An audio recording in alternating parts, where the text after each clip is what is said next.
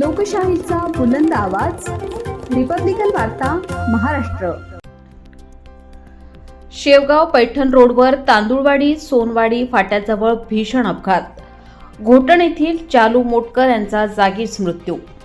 बातमी पैठण येथून। छत्रपती संभाजीनगर येथे दिनांक 6 डिसेंबर रोजी सायंकाळी 6 वाजण्याच्या सुमारास शेवगाव पैठण रोडवरील तांदुळवाडी सोनवाडी फाट्याजवळ भीषण रस्ता अपघाताची घटना घडली।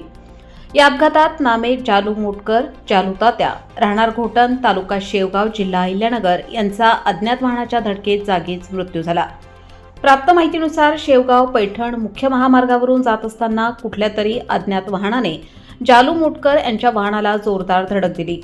धडक इतकी भीषण होती की त्यांच्या डोक्याचा एका बाजूची कवटी फुटून मेंदू बाहेर आला।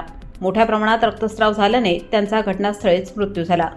अपघाताची माहिती मिळताच तांदुळवाडी व सोनवाडी येथील नागरिकांनी तात्काळ घटनास्थळी धाव घेऊन पैठण पोलीस स्टेशनशी संपर्क साधला। पोलीस पथक तात्काळ घटनास्थळी दाखल झाले। मयताचे गाव घोटण येथील नातेवाईक व ग्रामस्थांना दूरध्वनीद्वारे कळवण्यात आले। त्यानंतर सर्वांनी मिळून मयतास अँब्युलन्सद्वारे पैठण पोलीस स्टेशनच्या स्वाधीन केले।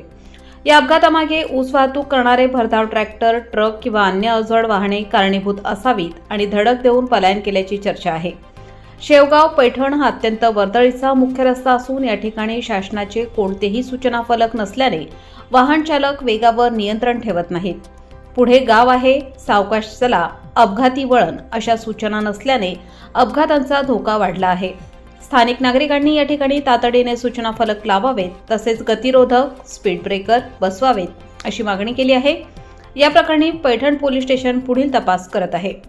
रिपब्लिकन वार्ता महाराष्ट्र न्यूजसाठी पैठण प्रतिनिधी राहुल गिरे, Chhatrapati Sambhajinagar.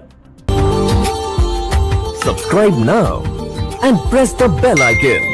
Never miss an update.